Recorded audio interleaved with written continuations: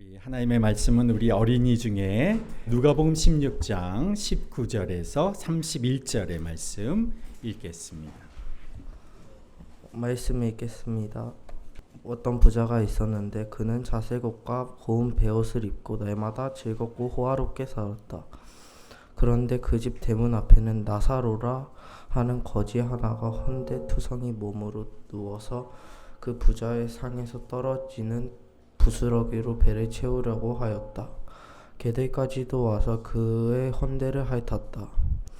그러다가 그 거지는 죽어서 천사들에게 끌려가 아브라함의 품에 안기었고 그 부자도 죽어서 묻히었다. 부자가 지옥에서 고통을 당하다가 눈을 들어서 보니 멀리 아브라함이 보였고 그 품에 나사로가 있었다. 그래서 그가 소리를 질러 말하기를 아브라함 조상님 나를 불쌍히 여겨주시오. 나사로를 보내서 그 손가락 끝에 물을 찍어서 내 혀를 시원하게 하도록 하여 주십시오. 나는 이 불 속에서 몹시 고통을 당하고 있습니다. 하였다. 그런데 아브라함이 말하였다. 얘야 되돌아보아라. 네가 살아있을 동안에 너는 온갖 호사를 다 누렸지만 나사로는 온갖 괴로움을 다 겪었다. 그래서 그는 지금 여기서 위로를 받고 너는 고통을 받는다.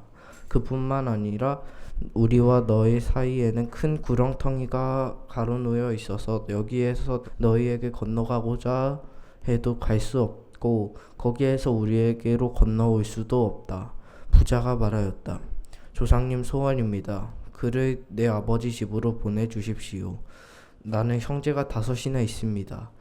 제발 나사로가 가서 그들에게 경고하여 그들 많은 고통받는 이곳에 오지 않게 하여 주십시오. 그러나 아브라함이 말하였다. 그들에게는 모세와 예언자들이 있으니 그들의 말을 들어야 한다. 부자는 대답하였다. 아닙니다, 아브라함 조상님. 죽은 사람들 가운데서 누가 살아나서 그들에게 가야만 그들이 회개할 것입니다. 아브라함이 그에게 대답하였다. 그들이 모세와 예언자들의 말을 듣지 않는다면 죽은 사람들 가운데서 누가 살아난다고 해도 그들을 믿지 않을 것이다.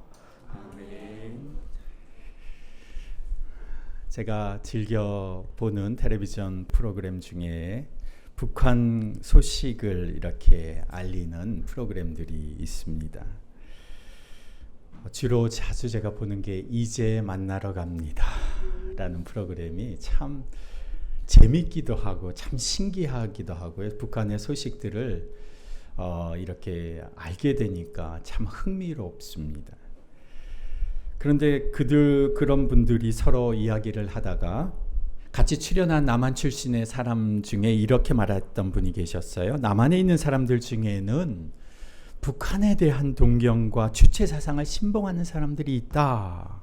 이렇게 언급을 하니까 북한 출신 탈북자들이 서로 같이 이렇게 얘기를 하는 겁니다. 그런 분들은 북한에 보내드려야 한다. 그렇게 북한을 동경하는 분들은 북한으로 보내서 그곳에서 살게 하면 된다. 그들이 꿈꾸고 동경하는 곳에 살도록 해줘야 정신이 번쩍 날 것이다. 이렇게 말을 하더라고요.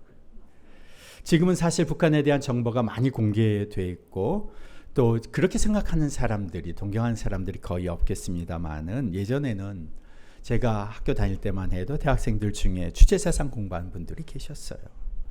북한의 주체사상을 위대한 사상이라고 여겼던 사람들이 있었습니다. 그러나 북한이 주장하던 지상 천국이라고 하던 그곳의 실상이 낱낱이 지금 공개되고 있는 이 시점에 북한을 가고 싶어하는 사람은 없습니다. 그곳이 고향인 분들. 그곳 북한 땅에 가족을 두고 온 분들은 아직도 고향 땅에 대한 향수, 추석이나 설이 되면 그리워하면서 그곳을 사모하지만 거기에서 탈북해 온 사람들이 북한의 현실을 오늘도 생생하게 증언하고 있는 이 시점에서 북한을 동경하는 사람은 없지요. 그곳에서 살다 온 사람이 여기에서 말하는 고백, 그 증언은 귀 기울일 수밖에 없는 겁니다. 상상이 아니라 실제를 말하고 있는 거죠. 신앙을 가진 사람들이 천국을 얘기합니다. 천국에 대해서 우리가 듣기는 듣습니다. 설교 말씀으로도 듣고 성경을 통해서도 읽기도 하고 또 사람들의 천국에 대한 그런 이야기들을 듣기도 하죠. 그런데 천국에 대해서 생각해 보면 참 막연합니다. 실제로 경험해보지 못했기 때문에 듣기는 들었지만 그리고 천국이 있다고 믿기는 하지만 실감되지가 않는 겁니다. 실제로 천국이 있음을 믿기도 하고 또 그렇게 천국에 대해서 설교를 하시던 목사님이 계셨어요. 그런데 문제는 이 목사님 마음에 이 천국이 전혀 실감이 되지 않는 겁니다. 그분이 누구셨느냐? 한국에서도 보수적인 교단에 속하는 장로교 합동 측 총신대학교에서 수십 년을 학생들에게 신앙을 가르쳤던 교수셨고 대학원장까지 하셨고 그리고 우리나라의 대표적인 교회였던 충현교회 3대 담임 목사로 목회를 하셨던 신성종 목사님이세요. 아마 들어보신 분 계실 거예요. 이분이 믿음이 없는 분이 아니죠. 하나님을 신뢰하고 믿는 분이죠. 예수님을 믿는 분이죠. 그렇게 설교를 하시는 분이죠. 근데 천국에 대해서 실감이 되지 않는 겁니다. 믿기는 믿지만. 그래서 천국에 대해서 확신하게 하게 해달라고 기도를 하기 시작하셨어요. 하루 한 끼씩 아침 금식을 하면서 기도를 시작하셨습니다. 이 분에게 하나님께서 8일 동안 환상을 보여주셨는데 천국과 지옥의 모습을 직접 보신 거예요. 환상 중에. 그래서 이 천국과 지옥에 대한 환상을 보고 나서 그것을 조목조목 다 기록을 해 두셨습니다. 그리고 그것을 장모님께 보여드렸어요. 그런데 이 장모님이 그때는 믿음이 별로 없으셨나 봐요. 그 기록을 보시고는 천국에 대해서 너무도 확신을 가지시면서 믿음 생활을 잘 하시더랍니다. 그래서 소설가인 아내의 도움을 받아서 이 8일 동안 보았던 환상, 천국과 지옥에 대한 그 환상을 책으로 내어 놓으셨습니다. 그 책이 제가 가져왔는데 신성종의 내가 본 천국과 지옥과 천국이라는 책입니다. 신학교에서 보수적으로 소문난 총신대에서 수십 년 신학을 가르쳤던 교수셨어요. 총신대에서 이 교수님이 실제로 다른 교수님들도 다 그렇게 가르칩니다. 총신대학의 그런 신학적인 입장이 이런 거죠. 방언, 예언, 환상, 이적, 기사, 병고침 이런 성령의 은사는 초대 시대에 끝났고 지금은 모든 성령의 은사는 중단되었다. 본인이 그렇게 말했던 분입니다. 이런 분이 천국과 지옥을 보고 온 기록을 책으로 내어놓으니까 그 보수적인 교단에서 발칵 뒤집어졌어요. 아니 신학교를 대표하는 교수가 교단을 대표하는 교수가 어떻게 교단의 입장과는 다른 이런 책을 낼 수가 있느냐. 그러면서도 이게 정말 실제가 아니라면 어떻게 그렇게 보수적인 신학교의 교수였던 그분이 그런 비난과 모험을 감수하고 책을 쓸 수 있겠느냐라면서 이 책을 보면서 예수님을 제대로 천국과 지옥에 대해서 확실하게 믿게 된 사람들이 많이 생겨났습니다. 이 신성종 목사님 부부는 이 천국과 지옥을 확실하게 환상 중에 보고 나서 모든 직을 다 내려놓고 교수직, 목회자로서의 목사직, 목회자로서의 그 담임 목회직을 내려놓고 캄보디아와 인도 선교사로 선교사의 길을 떠나게 되었습니다. 천국에서 하나님이 복음 전하는 자를 얼마나 기뻐하시는지를 천국에서 보고 그 상급이 얼마나 큰지를 보고 이분들이 우리는 복음 전하는 자로서 살아가겠다라고 선교사로 떠나신 거죠. 제가 이 책을 읽어보면서 천국과 지옥에 대해서 참 와닿는 부분이 참 많았습니다.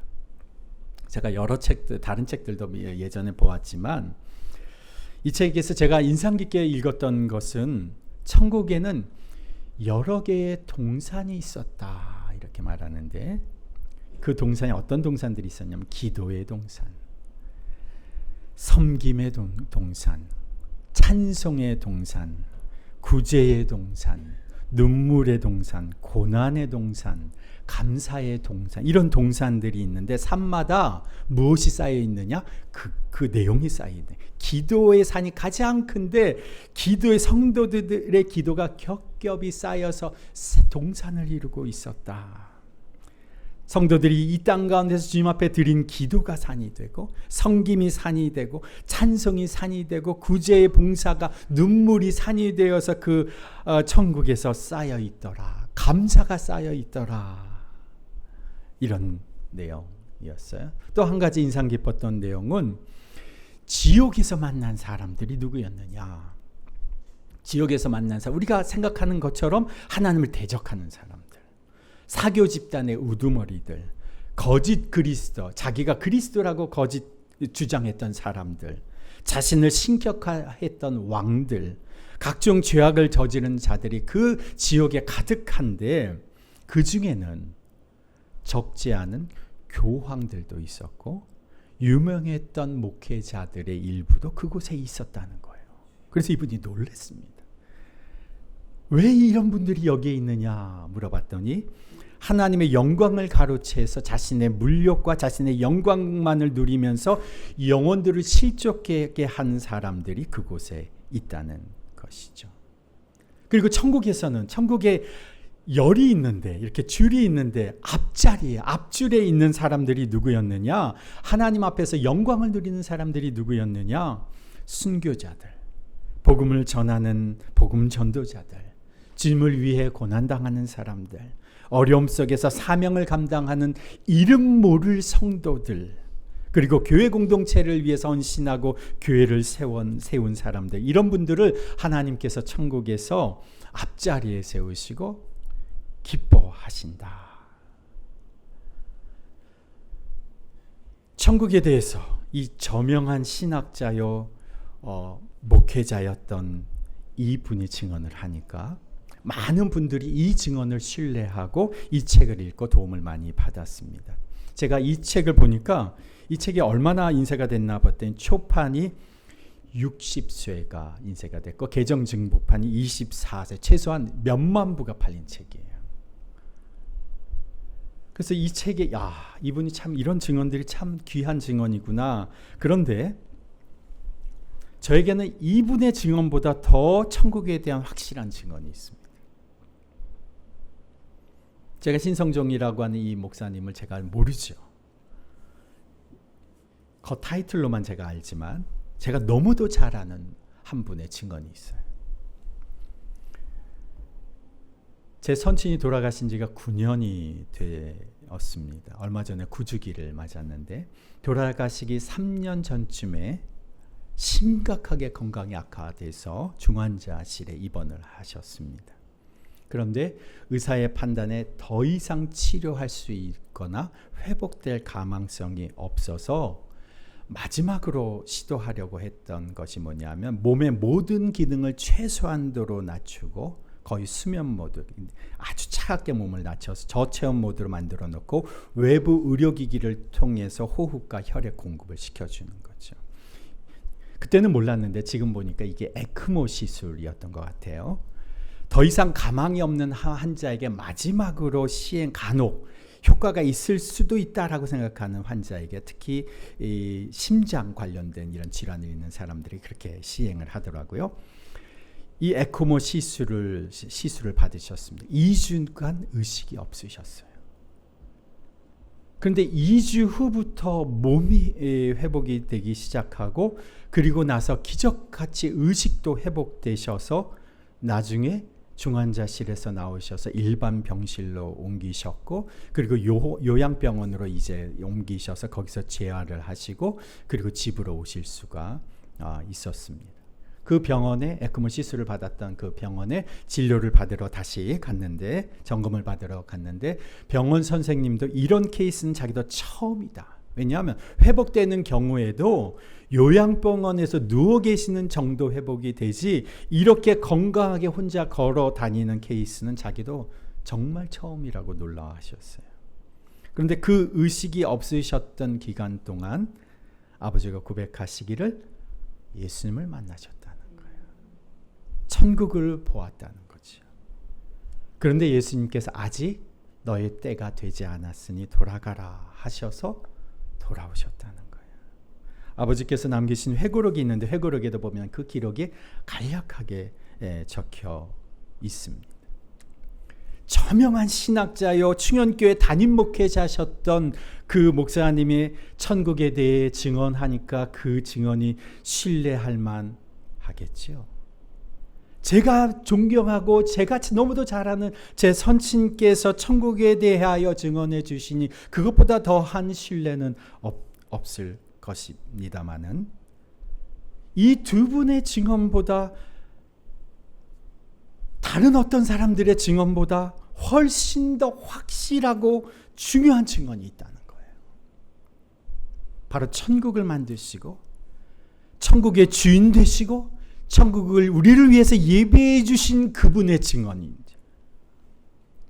바로 예수님의 증언이라는 거예요.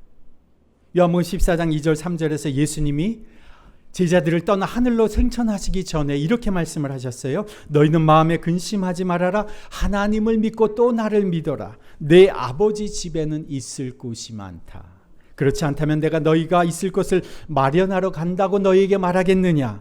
나는 너희가 있을 곳을 마련하러 간다. 내가 가서 너희가 있을 곳을 마련하면 다시 와서 너희를 나에게로 데려다가 내가 있는 곳에 너희도 함께 있게 하겠다. 천국을 우리를 위해서 예비해 주신 예수님의 천국에 대한 증언이 가장 확실하고 분명하고 중요한 증언이라는 거죠. 사람들이 쓴 책들은 어쩌면 천국의 한 일면만 보고 온 증언이라면 천국에서 오신 예수님의 증언은 가장 중요한 것들을 우리에게 가르쳐 주신다는 거죠. 그래서 제가 천국에 대해서 예수님이 뭐라고 말씀하셨는지를 제가 사복음서를 다 찾아봤어요. 그랬더니 깜짝 놀라게 되는 것이 예수님이 천국에 대해서 너무나도 자주 많이 말씀하고 계셨다는 거예요. 우리가 제대로 인지를 하지 못해서 그렇지 중요한 말씀들이 다 천국에 대한 말씀입니다. 많은 비유의 말씀이 거의 대부분 천국에 대한 말씀이에요. 예수님이 4가지 밭에 뿌리는 씨에 대해서 말씀하셨습니다. 겨자씨와 누룩에 대해서 말씀하셨습니다. 신랑을 기다리는 10처녀에 대해서 말씀하셨습니다. 어떤 사람에게는 5달란트, 3달란트, 1달란트 준 이야기를 말씀하셨습니다. 이것이 다 천국에 대한 말씀이에요. 그 중에도 아까 우리가 찬양 불렀던 그 노래 있죠? 천국은 마치 밭의 감주인 보아. 이것도 마태복음 13장 44절의 천국에 대한 비유의 말씀입니다. 그래서 저명한 목회자여 신학자보다 내가 너무나도 신뢰하는 우리의 가족보다 더 확실하게 보여주는 천국에 대한 증언이 오늘 우리가 살펴봐야 하는 누가복음 19장의 말씀입니다. 자, 우리 한번 말씀을 보시겠습니다. 16장 19절에서 21절 함께 읽습니다. 어떤 부자가 있었는데 그는 자색 옷과 고운 베옷을 입고 날마다 즐겁고 호화롭게 살았다. 그런데 그 집 대문 앞에는 나사로라 하는 거지 하나가 헌데투성이 몸으로 누워서 그 부자의 상에서 떨어지는 부스러기로 배를 채우려고 하였다. 개들까지도 와서 그의 헌데를 핥았다. 오늘 천국에 대한 이야기를 예수님께서 들려주시면서 특별히 구체적인 사람의 이름이 등장합니다. 이름이 구체적으로 등장하는 이유는 이 내용이 모호하고 막연한 일이 아님을 정확하게 보여주고 싶어서 그래요. 예수님이 말씀하신 비유를 제가 다 찾아보니까 이름이 나오는 케이스는 딱 한 케이스입니다. 바로 여기입니다. 왜 이름이 있을까요? 이거 실제라는 거예요. 어떤 사람의 친구 너무도 막연하죠. 그런데 우리가 잘 아는 사람 김신년의 친구 이건 아주 구체적인 겁니다. 실제적인 겁니다. 부자와 거지 말하면 막연하지만 나사로와 그가 누워있던 집 그 부자라고 하면 이거는 실제라는 거예요. 이 이야기가 상상 속에서 그냥 꾸며낸 이야기가 아니라 실제로 일어난 이름을 보여주기 위해서 예수님께서 사람의 이름을 일부러 거기에다가 기록해 놓으셨어요. 이 땅에서의 두 사람 부자와 나사로의 삶이 대조됩니다. 나사로의 삶, 개들마저 와서 그의 상처를 핥던 거지 나사로. 그는 부자의 집에서 떨어지는 부스락이라도 좀 얻어먹을까 싶어서 부자의 집 앞에서 구걸을 하고 있었습니다. 부자는 이와 대조적으로 즐겁고 호화롭게 날마다 즐기는 삶을 살아갔죠. 그가 입은 자색 옷과 고운 베옷, 이 자색 옷은 그가 어떤 사람인지를 보여줍니다. 자색은 보라색입니다. 보라색 옷은 주로 왕족이 입는, 왕이 입는 옷입니다. 왕족과 같은 고위층의 신분을 가진 이 부자가 날마다 호화롭게 즐겁게 삶을 살아갔죠. 나사로가 죽었습니다. 그리고 그가 누워있던 집, 그 집의 부자 주인도 죽었습니다. 22절, 23절 함께 읽습니다. 그러다가 그 거지는 죽어서 천사들에게 이끌려가서 아브라함의 품에 안겼고 그 부자도 죽어서 부자가 지옥에서 고통을 당하다가 눈을 들어서 보니 멀리 아브라함이 보이고 그의 품에 나사로가 있었다. 자, 부자는 지옥에 들어갔습니다. 거지 나사로는 아브라함의 품에 안겼다. 아브라함의 품은 천국을 의미합니다. 모든 믿는 사람은 믿음의 조상 아브라함이라고 부르죠. 아브라함의 자손이라고 믿음의 사람들은. 그래서 아브라함이 그를 맞아준 것입니다. 부자가 들어간 지옥에서의 삶이 얼마나 고달프고 괴로운지를 24절이 보여줍니다. 24절 함께 있습니다. 그래서 그가 소리를 질러 말하기를 아브라함 조상님, 나를 불쌍히 여겨주십시오. 나사렛을 보내서 그 손가락 끝에 물을 찍어서 내 혀를 시원하게 하도록 하여 주십시오. 나는 이 불 속에서 몹시 고통을 당하고 있습니다 하였다. 지옥에서 불 속에서 고통을 당하고 있는 부자의 모습이 나옵니다. 이것이 실제의 모습입니다. 이것이 실제인지 아닌지를 예수님께서 다른 말씀으로 확인해 주셨는데 마가복음 9장 44절에서 보면 예수님이 이렇게 말씀을 하셨어요. 죄 짓는 두 손을 가지고 지옥에 가는 것보다 한 손이 없더라도 천국에 가는 것이 낫다. 그렇게 말씀하시면서 지옥을 뭐라고 표현하셨냐면 꺼지지 않는 불 속이다 이렇게 표현을 하셨어요. 9장 43절 함께 읽습니다. 내 손이 너를 죄짓게 하거든 그것을 찍어버려라. 내가 두 손을 가지고 지옥에 곧 그 꺼지지 않는 불 속에 들어가는 것보다 차라리 한 손을 잃은 채로 생명에 들어가는 것이 낫다. 지옥을 꺼지지 않는 불 속이라고 표현을 하셨고 9장 48절에 지옥에서는 그들을 파먹는 구더기들도 죽지 않고 불도 꺼지지 않는다. 아까 지옥에서 부자가 불 속에서 고통을 당하고 있는 모습이 그냥 상상 속의 이야기가 아니라 실제라는 겁니다. 이게 지옥입니다. 꺼지지 않는 불 속에서 끊임없이 불의 고통을 당하고 있습니다. 불로 당하는 고통이 뭘까요? 불의 대고요. 불의 그 열기로 인해서 온 몸이 뜨겁고 타들어가고 그리고 목말라. 그 뜨거운 열기에 목이 타들어갑니다. 그리고 구더기들이 죽지도 않고 주위에 득실되면서 사람의 몸을 파먹습니다.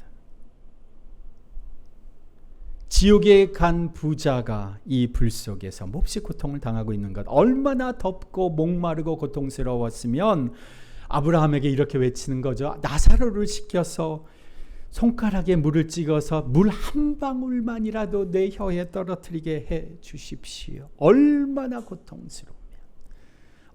고통스러우면 물 한 방울만이라도 떨어뜨려 주십시오. 이 불 속에서 부자가 몹시 고통을 당하고 있는 겁니다. 그런데 그의 간청은 거절됩니다.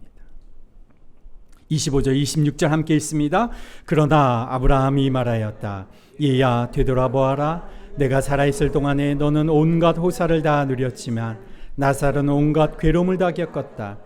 그래서 그는 지금 여기서 위로를 받고 너는 고통을 받는다.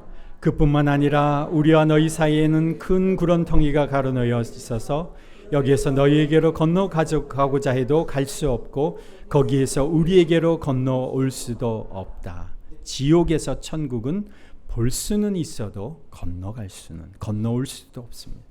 더 이상의 기회는 없는 곳입니다. 지옥에 들어가면 나올 수가 없는 곳입니다. 누군가의 도움도 받을 수 없는 곳입니다. 하나님의 자비, 하나님의 은혜는 그곳에 더 이상 허용되지 않습니다.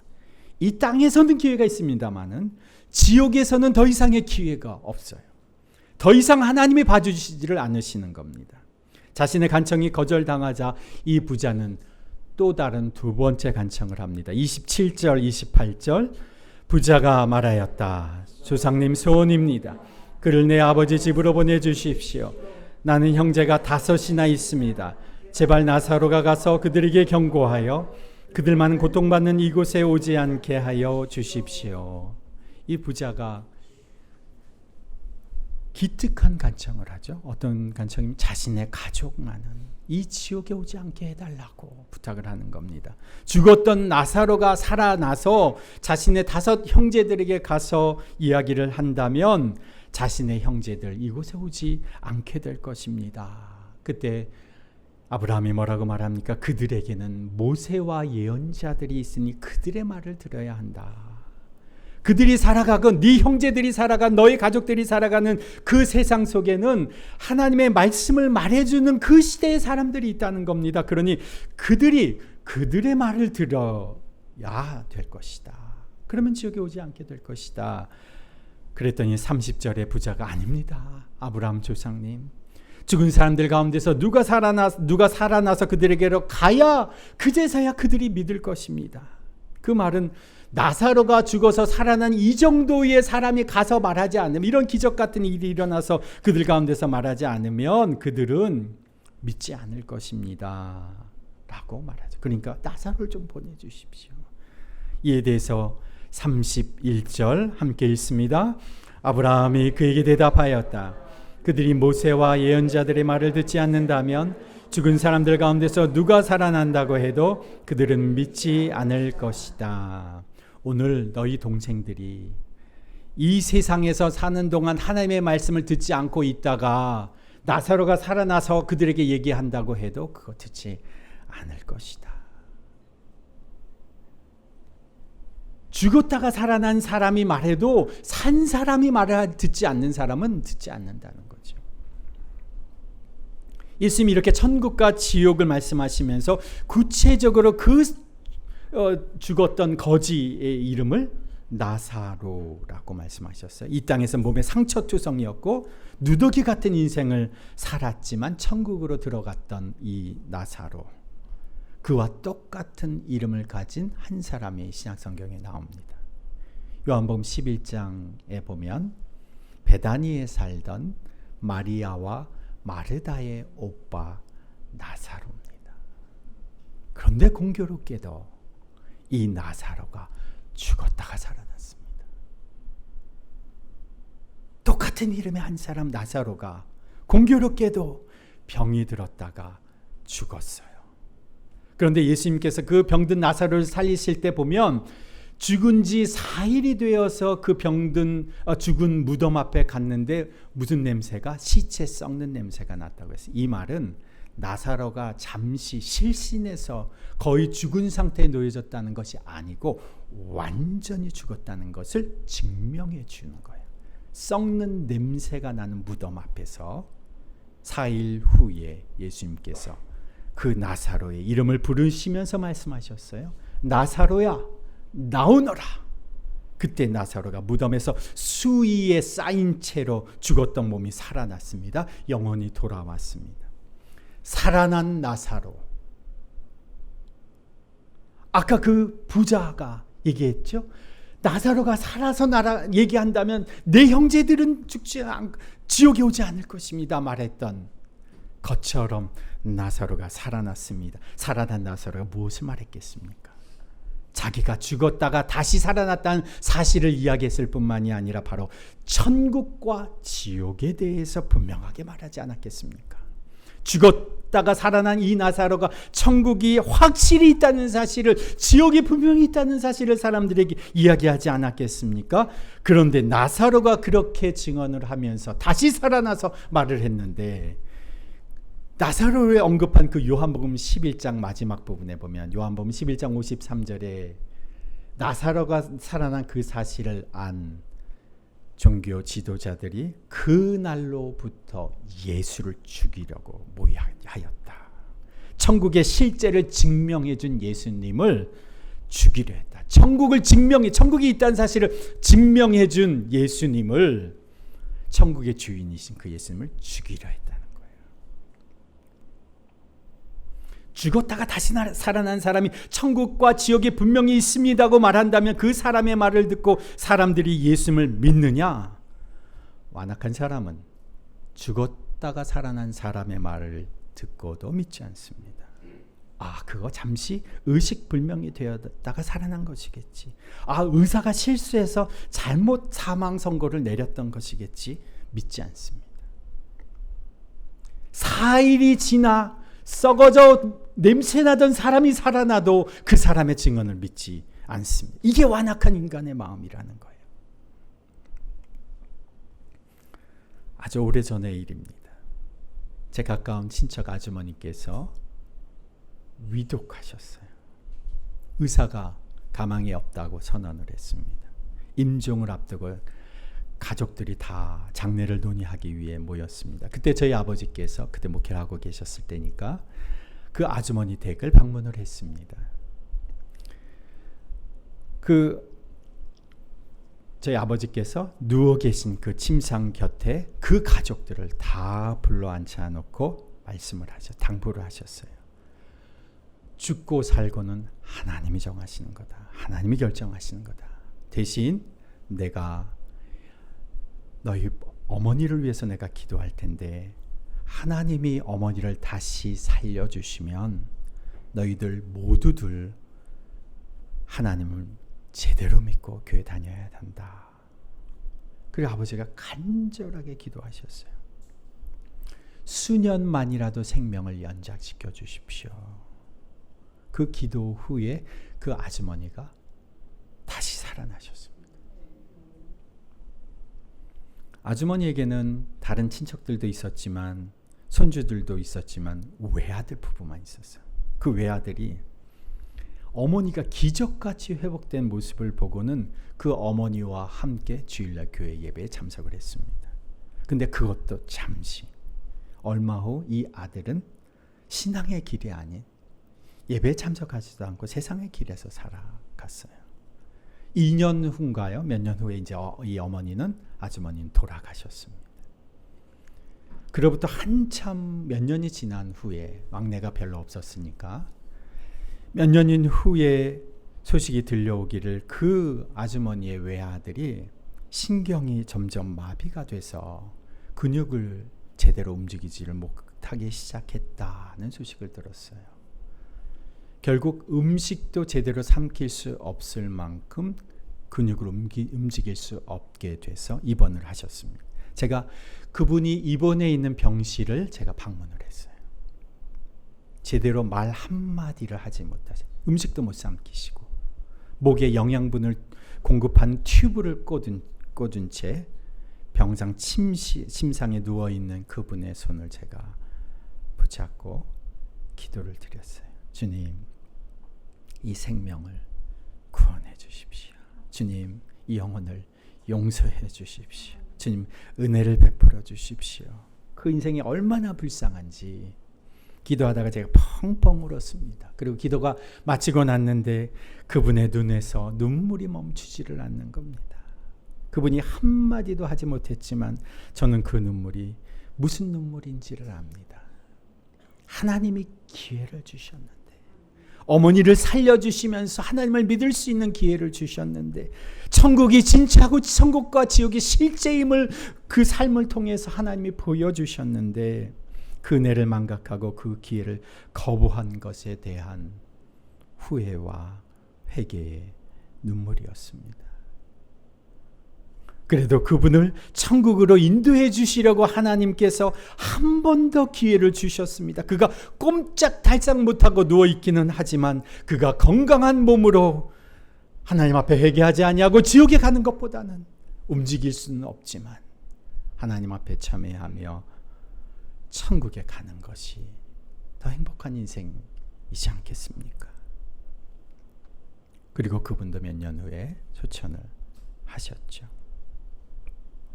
오늘 이 땅에서 살아있는 하나님의 말씀의 사람을, 살아있는 하나님의 메신저를 통해서 들려지는 말을 듣지 않는다면 죽은 사람이 살아나도 그 사람은 그 말을 듣지 않습니다.